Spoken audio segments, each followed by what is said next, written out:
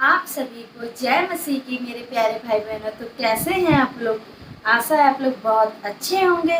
प्रभु आप सभी को बचा संभाल के रखे होंगे।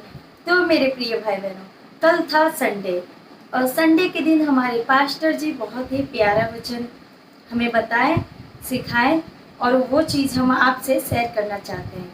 तो आइए हम अपना वचन स्टार्ट करते हैं।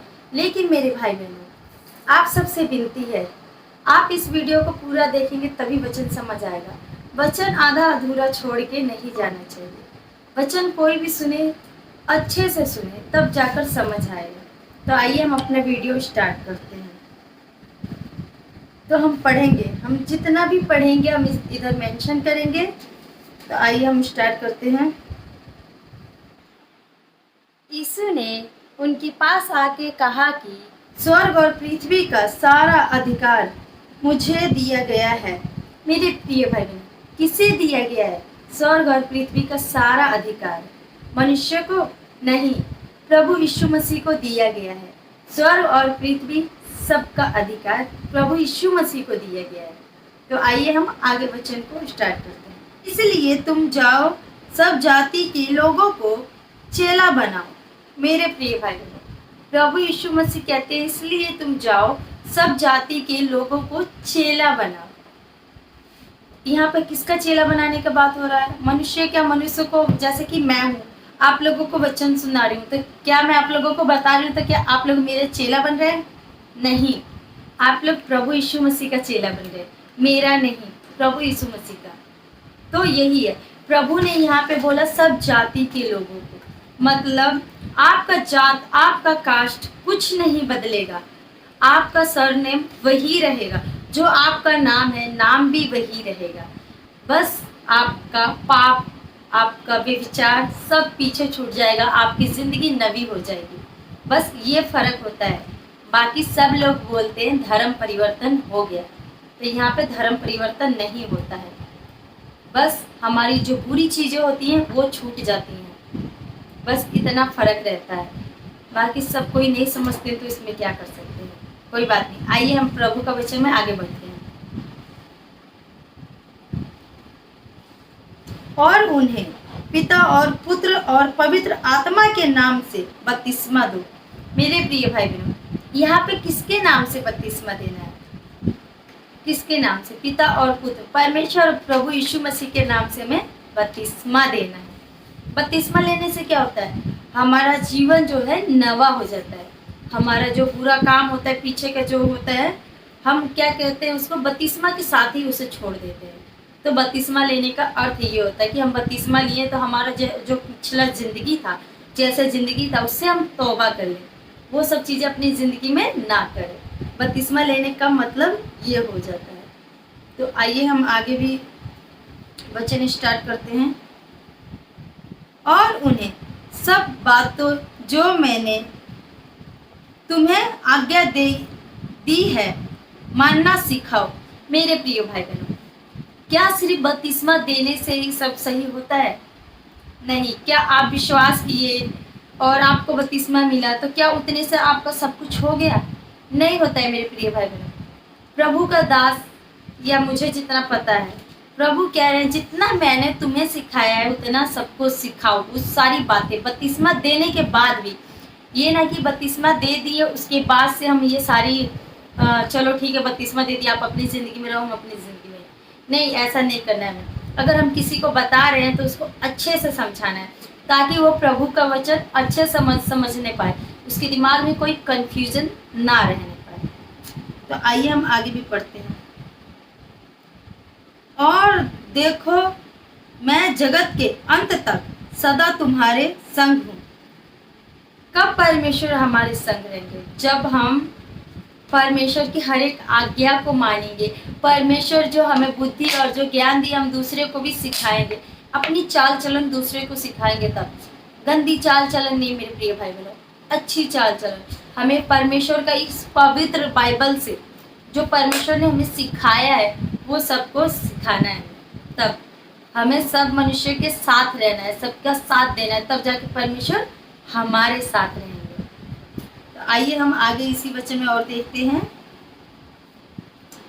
जो विश्वास करे उस और बपतिस्मा ले उसी का उद्धार होगा। मेरे प्रिय भाई बहनों, क्या सिर्फ बपतिस्मा ले लेने से उद्धार हो जाता है? नहीं होता। क्यों नहीं होता? यहाँ पे साफ साफ लिखा है, जो विश्वास करे। मेरे प्रिय भाई बहनों, आप विश्वास ही नहीं करेंगे और बपतिस्मा ले लेंगे तो क्या उद्धार होगा? नहीं होगा। बपतिस्मा लेने का अर्थ पहले आप विश्वास करें, अपनी पुरानी जिंदगी से तौबा करें, फिर बपतिस्मा लें। इसका अर्थ ये होता है। परंतु जो विश्वास ना करे वह दोषी ठहराया जाएगा। मेरे प्रिय भाई बहनों, जो विश्वास ना करे वो दोषी ठहराया जाएगा। मतलब सिर्फ बपतिस्मा ले लेना, फिर सारा चाल चलन हर एक चीज़ वैसे ही रहना अन्य चीज़ों की जैसा, तो क्या होगा? उन पे दोष लगाया जाएगा प्रभु के द्वारा। तो हमें ऐसा नहीं करना। हमारा जब विश्वास मजबूत हो जाए तभी हमें बपतिस्मा लेना है। ऐसा नहीं करना है हमें कि चलो हम बपतिस्मा ले लेते हैं, अपना ज़िंदगी सुधार लेंगे। ऐसा करते हैं ना, तो हमें ऐसा नहीं करना है। तो आइए हम आगे पढ़ते हैं। विश्वास करने वालों में ये चिन्ह होगा कि वह मेरे नाम से दुष्ट आत्माएं निकालेंगे। मेरे प्रिय भाई, जो प्रभु पे विश्वास करता है उसके अंदर क्या चिन्ह होगा? यही चिन्ह होगा कि वो दुष्ट आत्माएं निकालेंगे। बहुत सारे मसीह भाई बहन हैं जो दुआ करते हैं, प्रार्थना करते हैं, बहुत सारे भाई बहन नहीं चंगे हो पाते हैं। क्यों नहीं चंगे हो पाते हैं?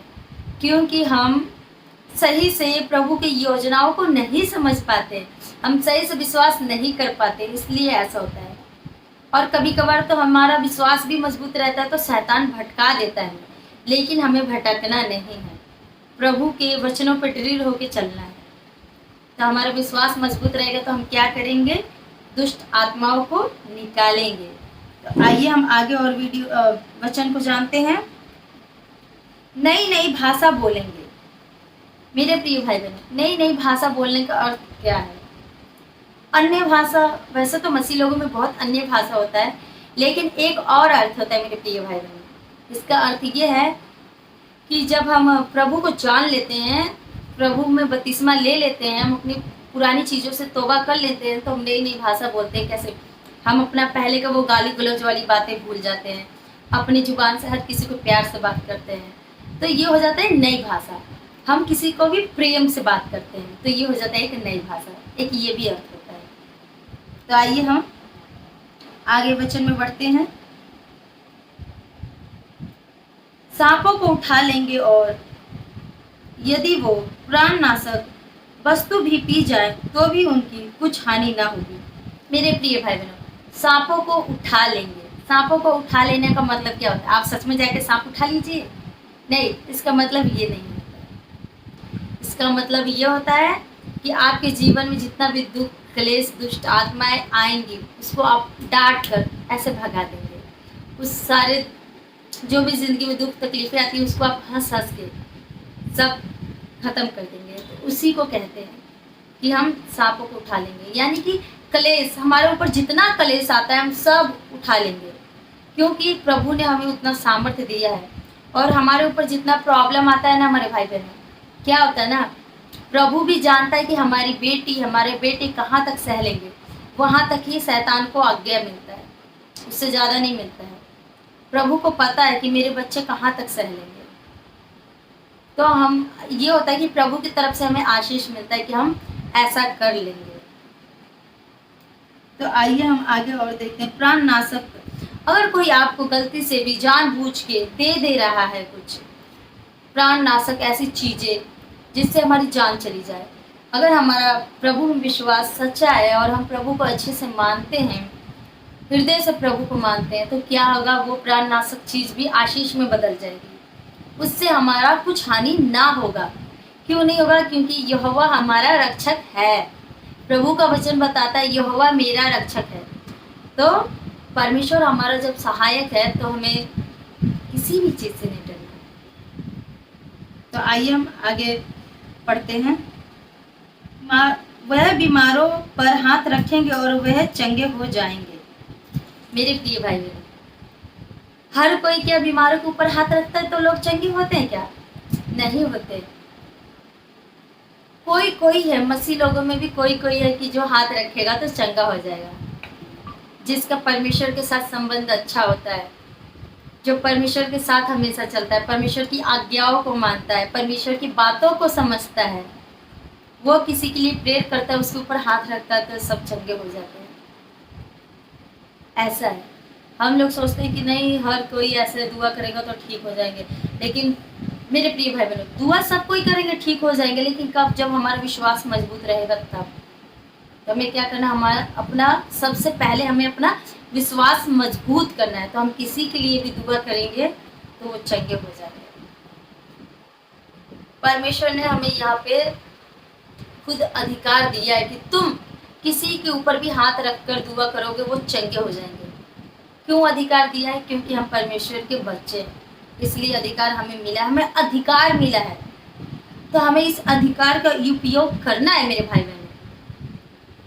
उससे पहले हमें अपना रिश्ता परमेश्वर से ईमानदारी से रखना है, ईमानदारी से अपना रिश्ता निभाना है तब।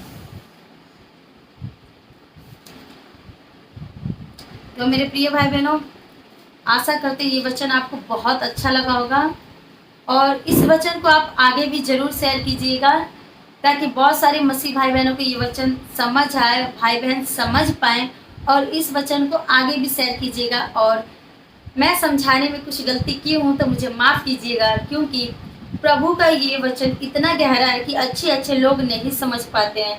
मेरे पास्टर जी हमें समझाए थे, वो तो बहुत अच्छे से समझाए थे, फिर भी हम कोशिश किए जितना हमें आता है हम उतना आप लोगों को बताए हैं। लेकिन हमारे पास्टर जी सच में बहुत ही गहराई से समझाते हैं, बहुत ही अच्छे अच्छे लोगों को समझ आ जाता है, और हमें भी जितना समझ आया मैं आपको बताई। तो मेरे प्रिय भाई बहनों, अगर कुछ बातें बुरी लगी हो आप लोगों को तो कान पकड़ के माफ़ी मांगती हूँ। इस वीडियो को आप लोग आगे भी ज़रूर शेयर कीजिएगा। जय मसीह की मेरे प्यारे भाई बहनों, प्रभु आप सभी को बहुत आशीष दे। God bless you. जय मसीह।